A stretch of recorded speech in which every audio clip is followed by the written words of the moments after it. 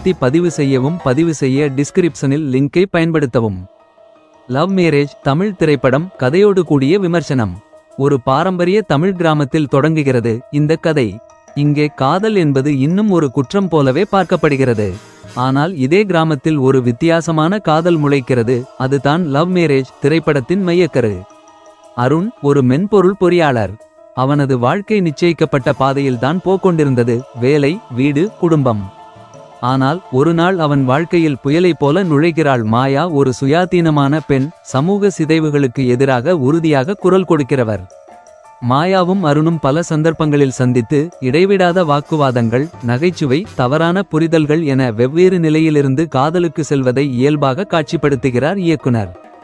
ஆனால் காதல் வளர்ந்ததும் அவர்கள் திருமணம் செய்ய முடிவெடுப்பதும் தான் கிளைமாக்ஸ் அல்ல. உண்மையான சிக்கல்கள் அப்போதே ஆரம்பிக்கின்றன.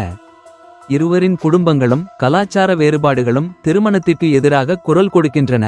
கதாபாத்திரங்கள்: அருண் ஹீரோ, அடக்கமாகவும் நியாயபூர்வமாகவும் செயல்படுகிறவன். மாயா ஹீரோயின், தன்னம்பிக்கையுடன் நிறைந்த பெண். அருணின் தந்தை, மரபுக்கேற்ப வாழ நினைப்பவர். மாயாவின் அம்மா, புதுமையை ஏற்க தயங்கும் பெற்றோர் பிரதிநிதி. திரைக்கருத்தும் பீலிங்கும். இது ஒரு சாதாரண காதல் கதை போல தோன்றலாம். ஆனால் லவ் மேரேஜ் உண்மையில் பேசும் விஷயம் இன்றைய இளைஞர்கள் காதலை எப்படி பார்க்கிறார்கள், பெற்றோர்கள் அதை எவ்வாறு எதிர்கொள்கிறார்கள், சமுதாயம் என்ன தீர்ப்பு வழங்குகிறது என்பதையே தழுவிக்கொள்கிறது. இயக்குனர் ராஜா ரமேஷ் மிகவும் உணர்ச்சிமிகு நடையில் நம்மை அந்த குடும்பங்களுக்குள்ளே அழைத்துச் செல்கிறார்.